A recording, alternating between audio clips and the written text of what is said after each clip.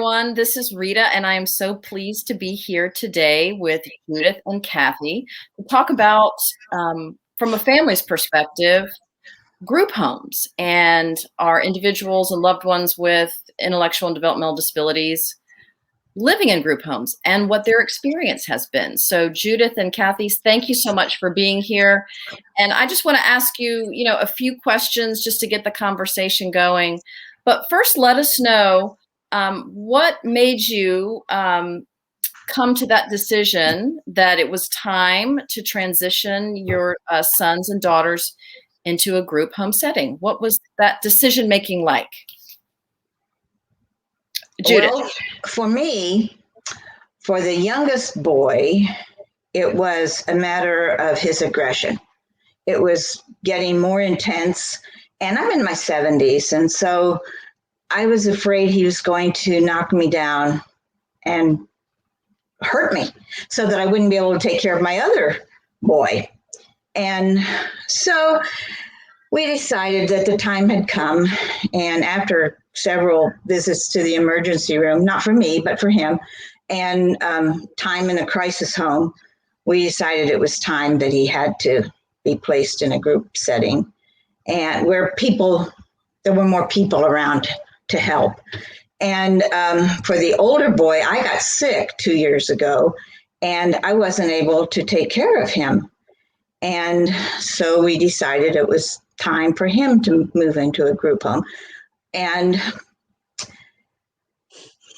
I got better. I mean, I'm fine now, but he had adjusted so well to the group home that we were hesitant to take him out of the group home because at some point he was going to have to go back because I'm getting older. And I didn't want to do that to him. And you never know what's going to be available when the time comes. And if you find a place and he fits in and he's adjusted, it would be traumatic to have to me and to him, I think, to try and find another place on short notice. And you may not be able to find a good fit because you really do have to look for a good fit. Right. So in your case, it was, again, this is all from a family member's perspective. That's what we're talking about today, not from the individual's perspective, but from ours. So for you, Judith, it was a safety issue, and then you became ill, although you're better now, which is great. So there was more of a pressing need to do something quickly. I mean, we felt like the decision was made for us. We really couldn't do anything else at the time. Right. And Kathy, what about you? I had been considering it for a few years just because, like Judith said, I'm getting older. And so I was worried about, what happens if I'm not here for Jennifer. And I didn't want her entire life uprooted if I died because she had always lived with me.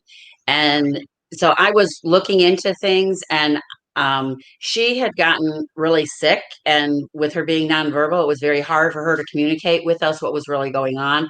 And we wound up having to remove her gallbladder, but her behavior changed so drastically. And that was the second time a medical issue had come up. And her younger sister, who's only a couple years younger than her, was really, really worried about how she could handle her at home with the type of aggression that she changed to. She wouldn't take her medicine. She was hitting us. She wasn't sleeping at all. She was going outside, and it was raining out. She was going outside, with her night clothes on and stuff.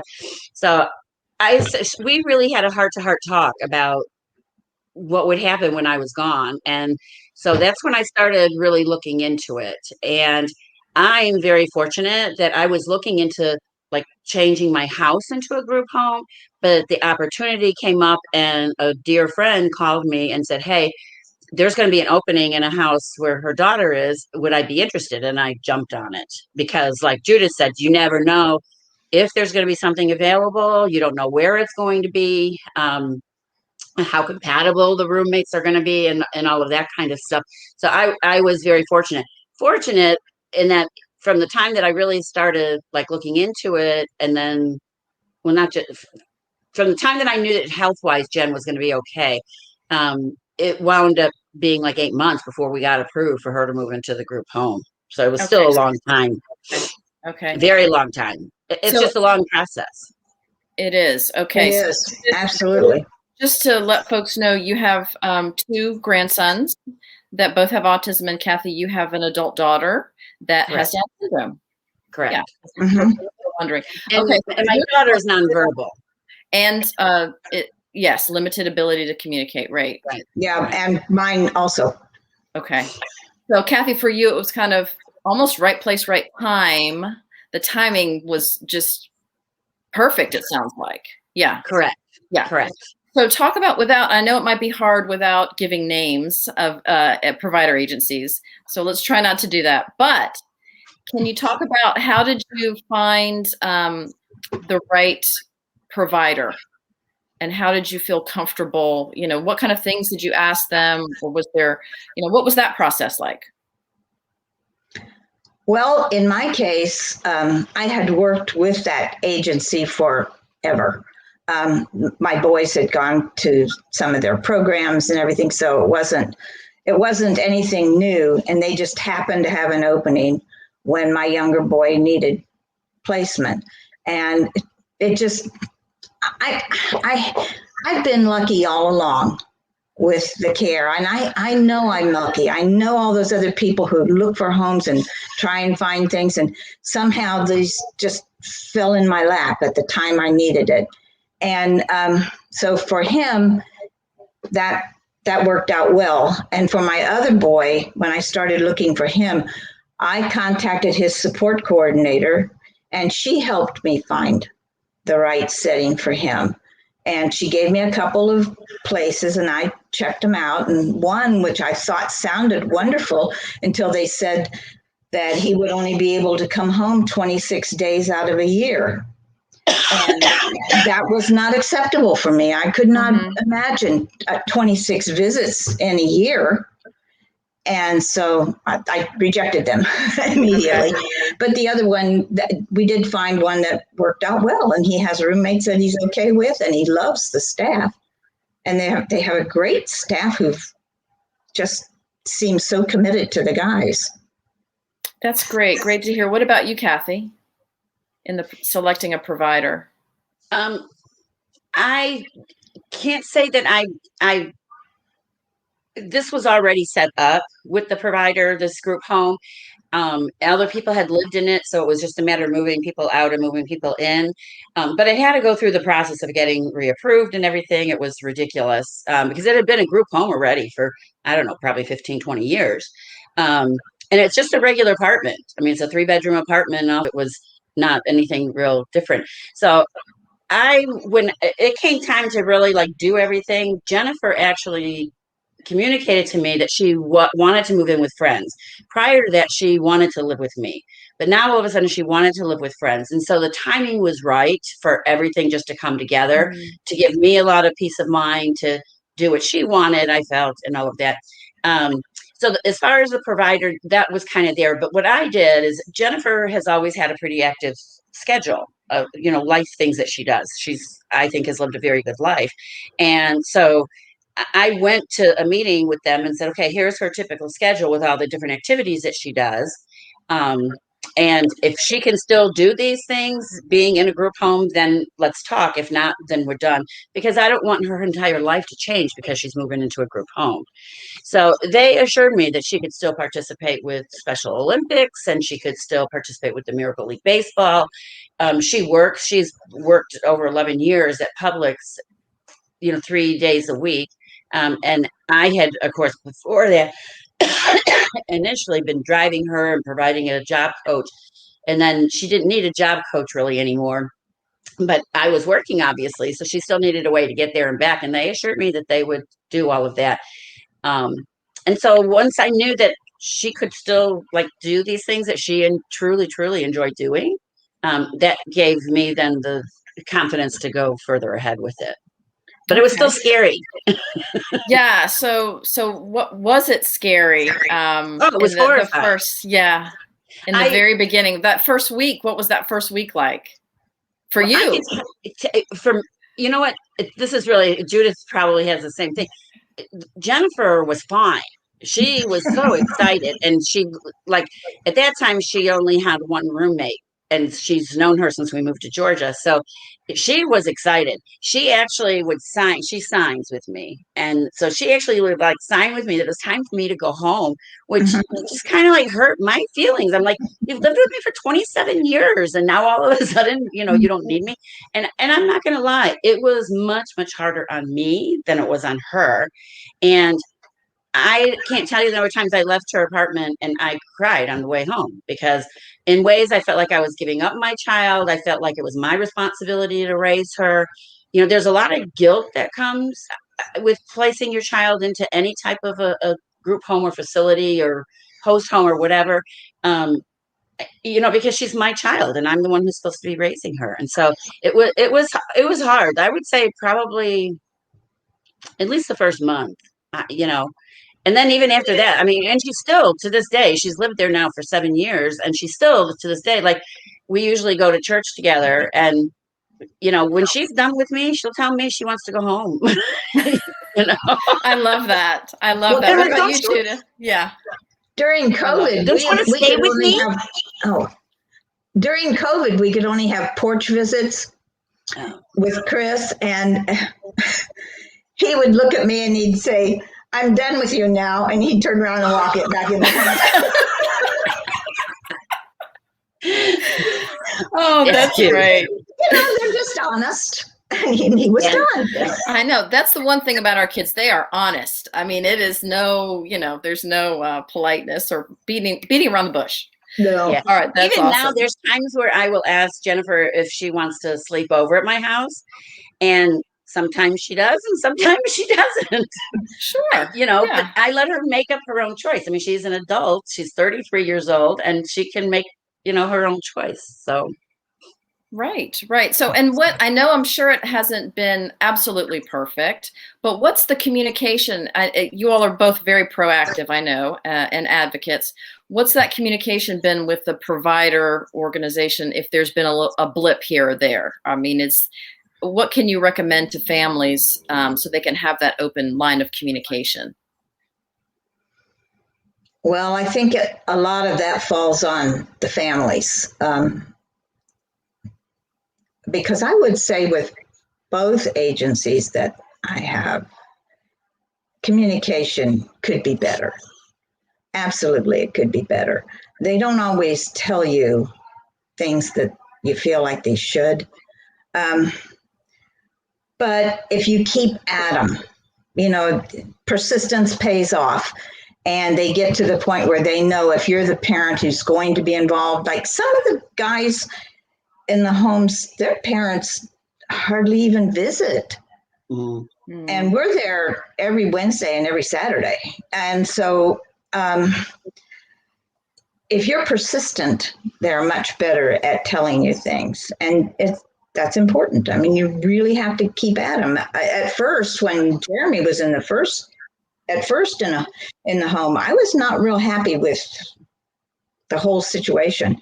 Things had disappeared, clothing had disappeared, things like that. So you have to keep on top of everything. Just make sure that things are working the way you expect them to.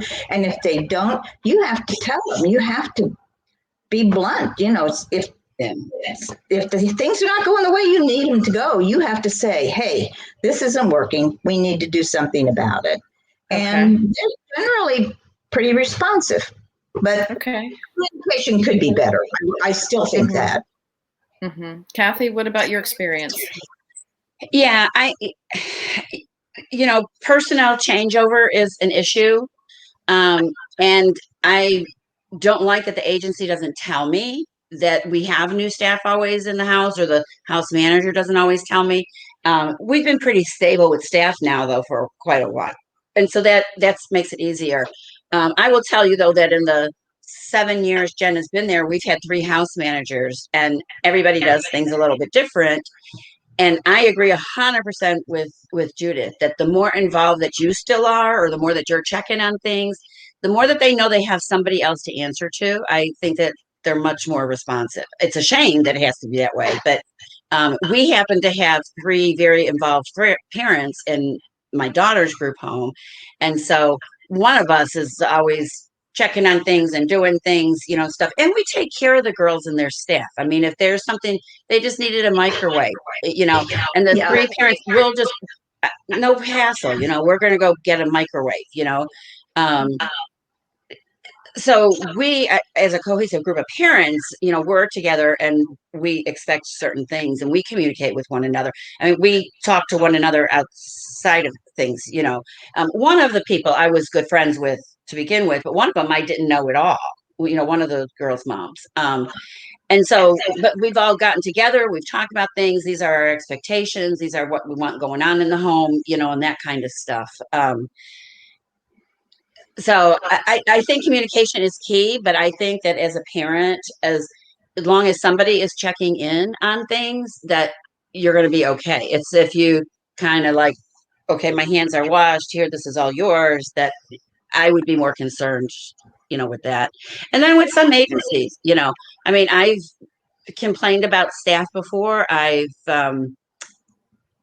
Jen is much more independent than her roommates are, and I want them to promote that. I don't want that to stifle her there. And sometimes, you guys know as well as I do, it's easier to do it yourself than to wait for our kids to be able to do things.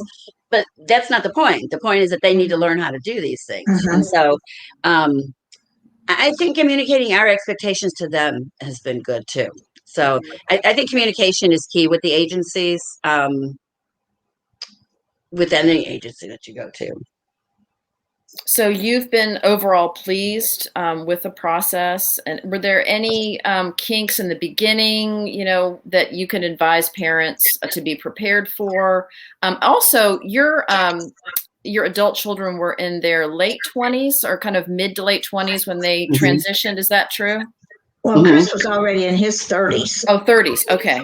And Jeremy in his late 20s. But okay. So for them, did you feel like that was a good age to make the transition, at whatever age they were in, or did that play a part in your decision making at all? Age didn't really matter to me. My age was more of a concern than theirs. Right. But I just thought when the time had come, I just sort of knew. And other people have told me that too. You just kind of know when the time comes that they need a life of their own too. And even though they're living in a group home and they do have caregivers and they still rely on other people, they end up with more of a life of their own.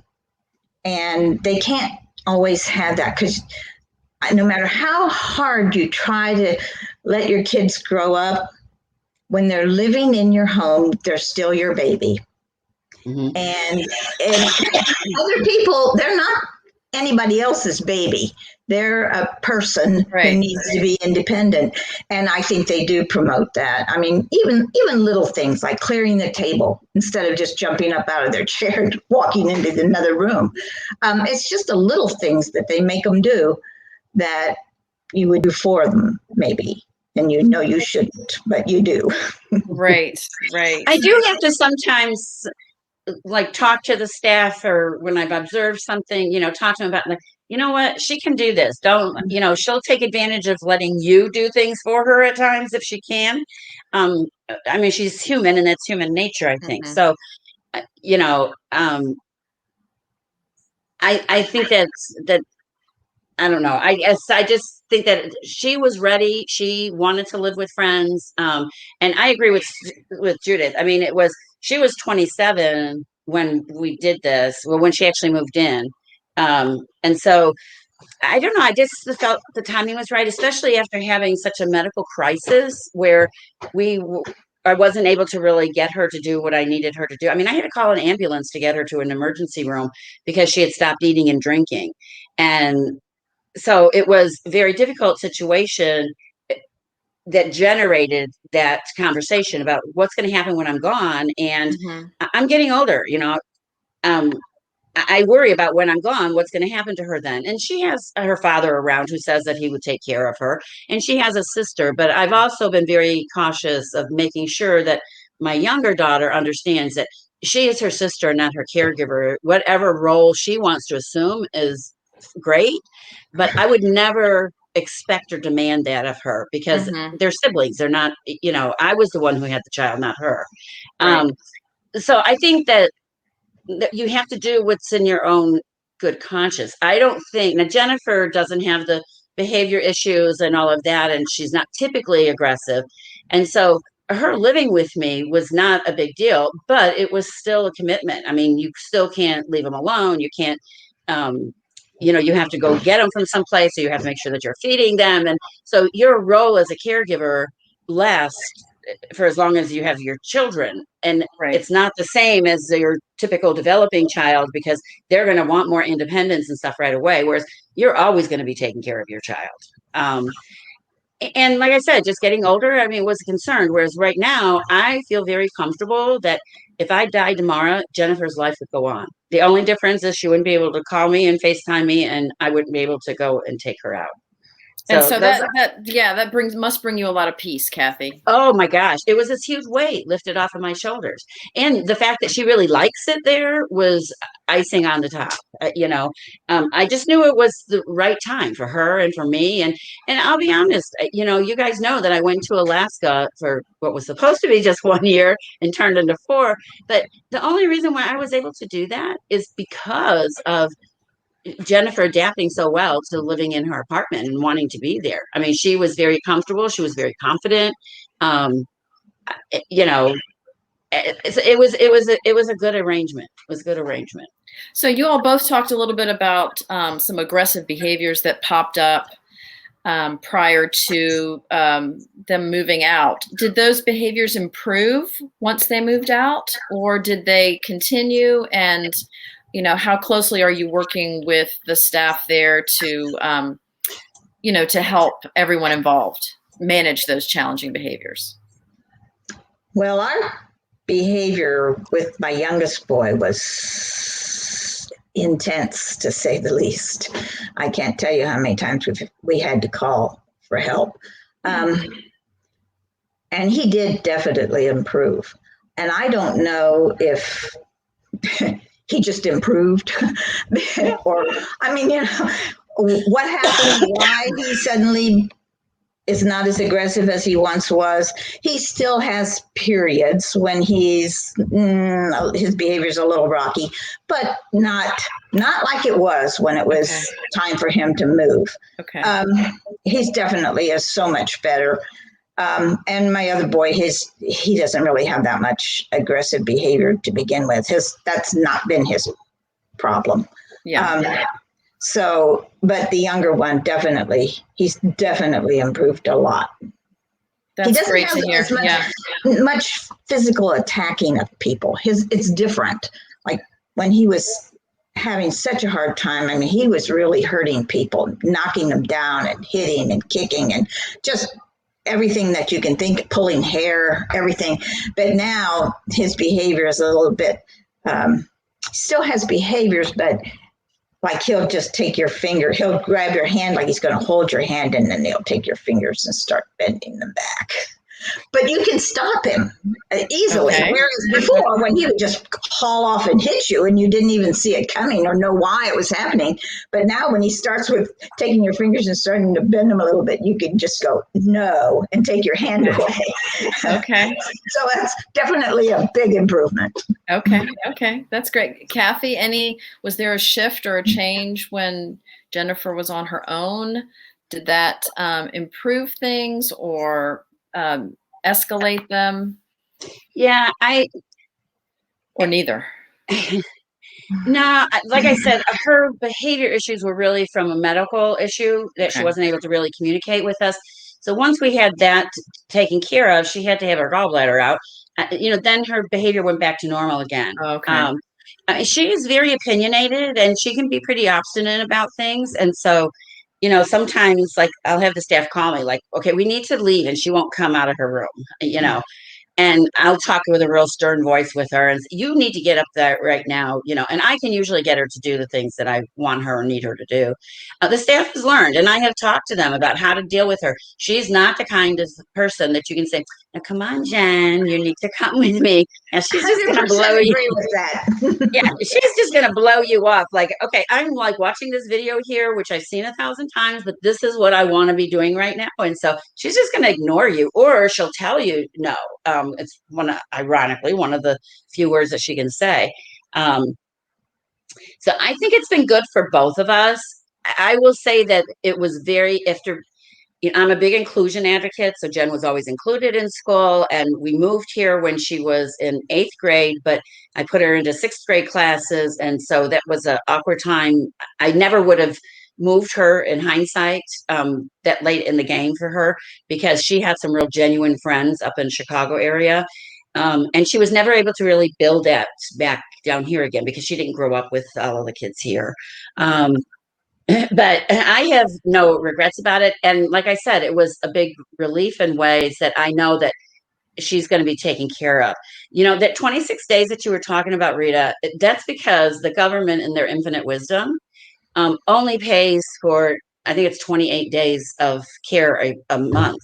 So you can take your loved ones out um, for 1 or 2 days, and some of the agencies will actually ask you to try to, like, if you're going to take them out for a week, to span the month, like the month end and the month beginning, because that way they're not losing any money still, which is kind of hard to think. I should be able to take out this is supported Right. living, and I should be able to take them out whenever I want to and as much as I want to and all of that. And so some of the rules that we have for it still, the Medicaid rules, are still pretty archaic. And, we all know they need to be changed still. So, right. Yeah, right. They always talk about how you should have freedom of choice and how important it is to have freedom of choice. But the choice is, what are we going to allow you to choose, not freedom of choice. So you can have A or B, but if you want C, too bad for you. Yeah. So, again, is there any advice as we start to wrap things up? Is there any advice that you have for families that are just starting to entertain this idea and beginning to talk to providers of services, group home services? Is there any advice that you'd give them? Yeah. I would say start early. Start thinking about it. Think about what you want. Get the information. There's plenty of information out there from various agencies, what to look for in a group home. And they'll give you actual lists of things that you should check for. And look at those things. And then if your child is able to, talk to your child about it. What would you like? And then kind of build it up before you ever get to the point where you're going to do it. It's like, oh, wouldn't it be nice to have your own apartment? Or wouldn't it be nice to live with your friends? Would you like to do that? And kind of make it sound like it's a positive, like starting school. When they're going off to kindergarten, you don't say, oh, you poor baby, you're going to be away from your mommy all day and it's going to be so sad. You don't do that. You say, oh, wow, this is really exciting. And so you try and make it seem exciting for them, because it is. They're starting a new chapter in their life. It is exciting for them, but you also want to make sure it's going to be a good fit for them. And find out what the place is like, how they do things. Like I said, the 26-day visit was not going to work for me. We've managed to work around that with their agencies. And, even if it means you have to bring them home like 1 hour before you want to because their time is up or whatever, you can do things like that. But so you have to talk to them, make sure that you know how that agency operates, what their longevity is for their employees. Do you have a horrible turnover rate or not? Because that's important to the kids. Yes. And the communication is so important too. Again, as Kathy said, you cannot all of a sudden on Monday, you have this caregiver who's there and been there for 2 years, and then they go back on Tuesday and it's somebody totally different. They've not been prepared for it. All of a sudden, this total stranger is taking the place of this dearly beloved previous caregiver.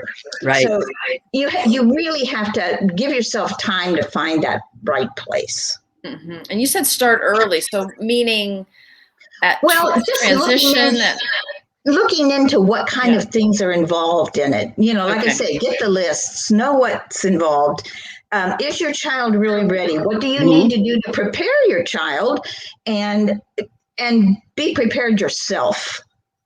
You know, the child isn't the only one who needs to prepare for this. You do It was, too. she's right. And it was really, really hard for me to like let go. Like they'll take them to their appointments and to go get a haircut and all that kind of stuff.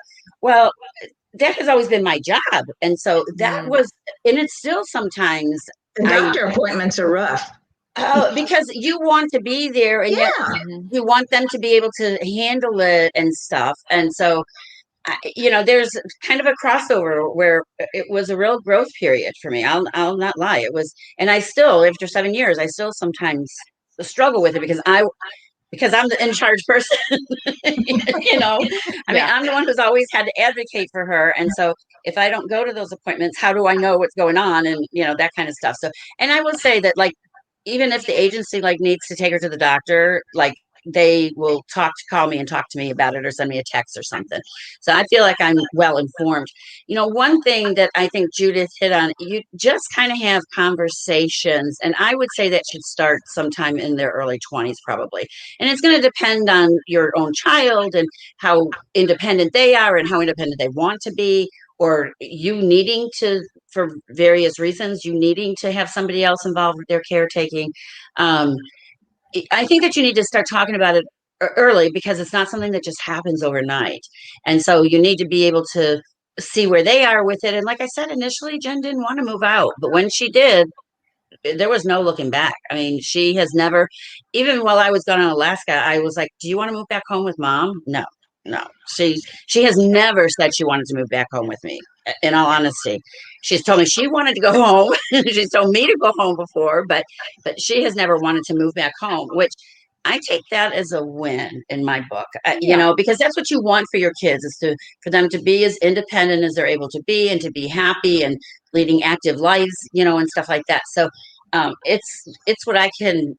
It's all that I could have hoped for her, in all honesty. Now, that's not to say that it's always a walk in the park, but we are all strong advocates. And so I'm not afraid to say something to one of the staff or to one of the other. And I'll give you an example. I am not a proponent of day programs. And Jen goes to their day program just a couple of days a week when she's not working. And she has, you guys know her, she has a purse that's filled like 500 at least pens and pencils and markers in it. Well, I was just told that they were not letting her take her purse to work because she was stealing their pens and pencils. Well, that's not helping. You need to address the behavior. The behavior was that she's taking something that doesn't belong to her. Don't take away her purse. I've tried for years to get her to carry her purse around with her so that she'd have her ID on her. So those are some things where then I'll like, why was this happening? And then I'll step in and say, no, this is what needs to happen. Mhm. And they're always responsive to me, I have to admit. I mean, I don't go in like a bull in a china shop or anything, Mhm. and I think that's something that people don't understand either. There are so few agencies that are there really to support our kids. And so they can't, I couldn't understand at first, like why they don't have like group homes already licensed and ready to go for people to be able to move into, especially knowing that we have a 7,000 person waiting list for things. Now, not all of that is for group homes, but still just for waiver support, you know, it makes you stop and wonder like why we have such a wait for it all. But you've got to prepare for that, and you've got to prepare your Mhm. children for that too. Mhm. It's not easy. It's not easy. Yeah. I said in the beginning that I originally was looking at maybe turning my house into a group home. I have to say that, and I don't know how you guys feel about it, but I would never do that. I would never try to have three, like, I would never procure a house or an apartment and anymore and have three people living there and managing all that. Because if it's not supported as a group home by an Mhm. agency, you have so much work to still do. And I have to Mhm. tell you that, I mean, Rita, you're self directed. I was self directed before she moved into the group home. And there's a lot of work that has to be It done is. constantly, a lot of work. And you want to make sure that your people are getting paid and you want to make sure you have enough people to cover the times with your children and stuff. And so, I, for me, the group home supported by an agency was the best option for me. I didn't Mhm. want a host home and I didn't want to turn my house into a group home because I would still have to do all of that paperwork. And it's a lot of paperwork. It I mean, is. It is. and I think that, when we first started, being self-directed, I think that we were all trying to feel our way in the dark. And now the government is trying to put their fingers into it too much with checking on when somebody is checking in and, having all of our documentation and our notes and stuff like that. When I first started with self-direction, we didn't keep that great of notes and all of that because it was all still so new. But the staffing agency has to do that. And so, I mean, the agency that's supporting our individuals have to do that. So, it's like I can kind of like turn it all over to them and I can just be on the outside watching again and poking it every once in a while, like, no, you guys need to do this. Or, and That's one of the great. things Yeah. actually that the agency has been receptive of because of my background in special ed is I have offered to like do some trainings with the staff there and stuff. And because of COVID, we haven't done it yet. But they are very, very interested in me doing some training to their staff on how to handle parents, how to communicate with parents, how to handle difficulties with a person that you're caring for, without being mean or cruel or people questioning it and stuff like that. So, I just wish there was more. I couldn't understand why we didn't have group homes waiting for people to move into, and it's because every group home has to be approved for specific individuals, which again, I think is just the government regulation part of it that makes it ridiculous. In Jen's case, she could have moved into her apartment months earlier than what she did, but she had it because it was a group home, but she had to be approved to live in that particular group home. And Okay. that's something that we don't always know as parents, how Mhm. that whole process works. Mhm. But it was a huge, huge weight off of my shoulders, knowing that, like I said, if I die tomorrow, her life is going to go on. And she better miss me. I'm sure she would. But, We hope that's not for a long, long time, Kathy. Long, long yeah, time. I hope Yeah. so. I hope so. Well, it was. Go ahead. There's stability with the group home. And yeah, you just don't have to worry. Like, if you have someone coming into your home to care for your kid, Mary Jane, she's been there 2 years. She's wonderful. Child loves her. But then Mary Jane calls one day and says, well, I've fallen madly in love with Tom and we're leaving for Las Vegas tomorrow. You don't know that isn't going to happen. Whereas with the group home, Mary Jane may leave for Las Vegas, but they're going to send Kimberly over in her Exactly. place.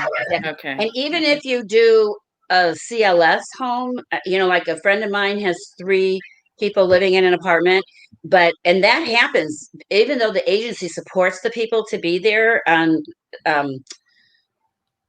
for CLS, the agency can't always find somebody else to come in short notice like that. And so the parents have to take the kids home or one of them will go and stay there with them. Because that commitment is not the same when it's when you're trying to manage CLS all on your own as it is when it comes under the umbrella of a group home. Organization. Yeah. Yeah. Mm-hmm. Wow. Yeah, it's a huge difference in the support that you get from them. Yeah, yeah. Well, this has been just a fantastic conversation. I thank you so much for sharing your insights and your experiences. And just so happy to see the both of you and glad that you're doing well. And, thank you again so much. You're going to be informing a lot of parents who are, afraid, scared, etc. Yeah. Sometimes with the communication, it's not a matter of what you say, but how you say it that's going to make a big difference in what kind of support you get for your child. And, with most of us, we have always pushed for our kids and when they're in school. And now all of a sudden to get waiver services, you have to make them be as disabled as you possibly can in order for them to get the services that they need. And it's just a whole mind shift for us. It's not an easy road, that's for sure. No, not at all. And I would love to have you both back at some other time and continue the conversation. But just know, thank you so much for your time today. It was lovely to talk with you, and you all take good care. Thanks, Rita. All right. Great All right. to see Thank you both. again. Thanks, Bye, Rita. everyone. Take care. Bye-bye. Bye.